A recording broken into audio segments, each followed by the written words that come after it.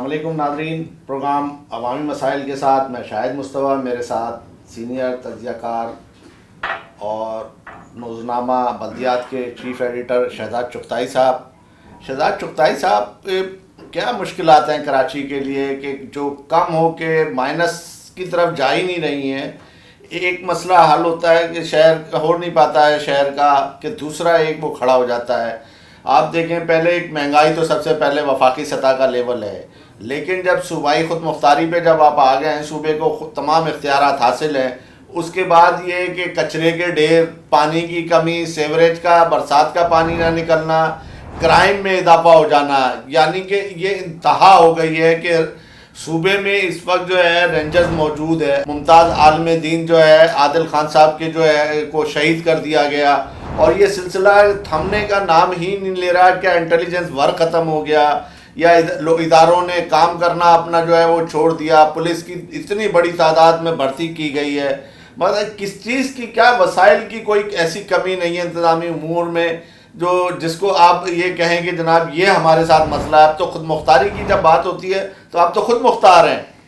देखें शाहिद मुस्तफ़ा साहब, एक तो आप ये नोट करें कि कोई 10-15 हज़ार पुलिस वाले भर्ती किए गए, उसके अलावा 3-4 हज़ार इंटीरियर सिंध से, लाड़काना से, नवाबशाह से ट्रैफिक एहलकार भर्ती किए गए, और कोई कई सौ SHOs और पुलिस वाले, सब इंस्पेक्टर, ये सब मिला के जो है जिनकी ड्यूटी इंटीरियर में थी वो कराची जो है उनका ट्रांसफ़र कर दिया गया।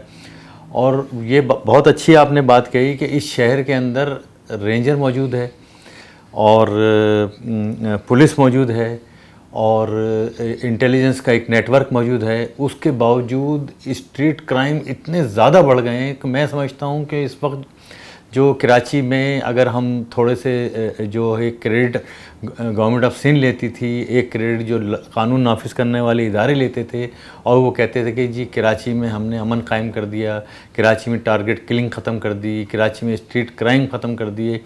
लेकिन ये कि 3-4 दिन से, बल्कि ज़्यादा एक हफ़्ते से कराची में एक सैलाब आया हुआ है स्ट्रीट क्राइम का, और इतनी ज़्यादा वारदातें हो रही हैं गलियों में, बाज़ारों में। और देखें बिल्कुल एक ये जो हमारे क्या कहते हैं शहीद आदिल खान जो शहीद किए गए, तो ये देखें बिल्कुल बाज़ार के अंदर, और गाड़ियां चल रही हैं, लोग चल रहे हैं, और कातिल रोड क्रॉस करके आराम से भाग रहे हैं। तो मतलब ऐसी दहशतगर्दी और ऐसी टारगेट किलिंग तो हमने कराची में उस ज़माने में भी नहीं देखी, जब कराची जो है बहुत ज़्यादा टारगेट किलिंग के हवाले से बदनाम था। शहजाद साहब, अभी हमारे दफ्तर पे जो है एक वारदात हुई स्ट्रीट क्राइम की, यही जब थाने में रिपोर्ट दर्ज कराने गए तो थाने वालों ने रिपोर्ट नहीं लिखते। जी हमारे पास 3 मोबाइलें हैं, और आप ये देखें कि मुहर्रम के वो इंतजामी वो तो मुहर्रम के इंतजामात में लगी हुई है। समझे 15 पे कॉल की, शहजाद साहब 1 घंटे तक गाड़ी नहीं आई, समझे। उसके बाद जनाब थाने जल के हमें जाके खुद जाके वहाँ जो है, तो ये आम आदमी की तक थाने तक तो रसाई ही नहीं है, और जाना भी नहीं चाहता शहजाद साहब वो इन मुश्किलात में। आम शहरी तो जो दर्ज हो रही हैं हमारे यहाँ, मोटरसाइकिलें चोरी होने की, मजबूरन जाना पड़ता है लोगों को। बाकी दीगर जो क्राइम्स होते हैं वो तो एंट्री नहीं होते हैं इतनी बड़ी तादाद में। नहीं, इतनी बड़ी तादाद में इस शहर से मोटरसाइकिलें चोरी हो रही हैं, इतनी बड़ी तादाद, ये रिकॉर्ड है इस शहर से कारें चोरी हो रही हैं, स्नैचिंग की जा रही है, तादाद में पहुंच गए हैं। और मैं आपको बताऊं कि मैं एक दफ़ा ये मॉडल कॉलोनी थाने किसी काम से गया एक मामले के अंदर, तो वो SHO साहब उस वक्त कहीं गश्त पे गए हुए थे, आए नहीं थे, तो मैं वहीं थाने में बैठा था, तो बल्कि गेट के पास खड़ा हुआ था। तो वो मुख्तलिफ जो है लोग आ रहे थे, लड़के आ रहे थे, तो वो गार्ड उनको रोक रहा था कि भाई आप कहाँ जा रहे हैं?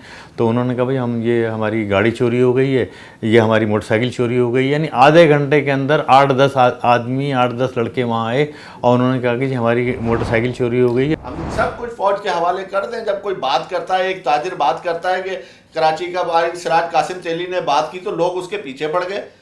भाई बात ये कि उसने कहा कि फौज के हवाले कर दे, नहीं चल रहा है इनसे। सही कह रहे हैं, वो सही कह रहे हैं, तो उसके पीछे लोग पड़ जाते हैं। फौज को लाने का मुतालबा होता है या कोई ऐसी बात होती है तो ये सब चीख पड़ते हैं, क्योंकि इनके स्टेक्स इतने ज़्यादा हैं, लूटमार इतनी ज़्यादा है कि अब मैं आपको मिसाल दे रहा था, बिलाल भुट्टो जरदारी साहब जमहूरियत की बात करते हैं, ठीक है जमहूरियत होनी चाहिए, लेकिन जमहूरियत के अंदर तो फिर अमन अमान होता है, जमहूरियत के अंदर तो फिर ये कार स्नैचिंग, ये लूट मार, ये टारगेट किलिंग, ये दहशतगर्दी तो नहीं होती।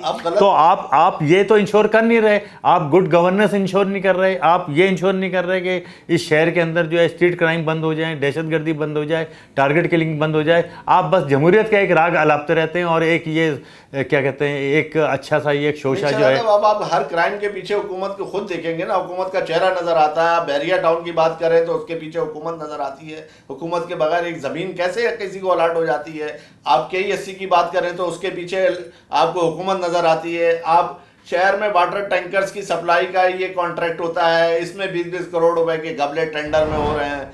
ये सारे काम सब हुकूमत ने अपने कारिंदे बैठा रखे हैं। 3-3 महीने में अफसरान के तबादले हो रहे हैं। इस वक्त बल्दियाती निज़ाम की जितनी बड़ी टीम नैब ने अंदर की हुई है, सेक्रेटरी लोकल गवर्नमेंट से लेके आप 500 लोग TMOs और अफसरान जो है वो क्या कहते हैं उनके खिलाफ वो गिरफ्तार हो चुके हैं या वो पुलिस बार्गेन करके आए हैं।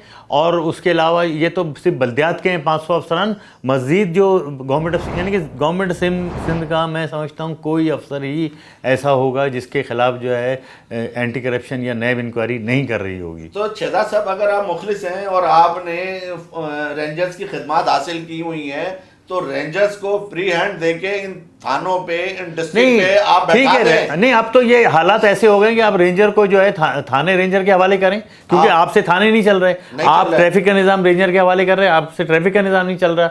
आप ये जो शहर में पानी की लाइन ऑर्डर रेंजर के हवाले करें, क्योंकि आपसे लाइन ऑर्डर जो है वो समझ नहीं रहा।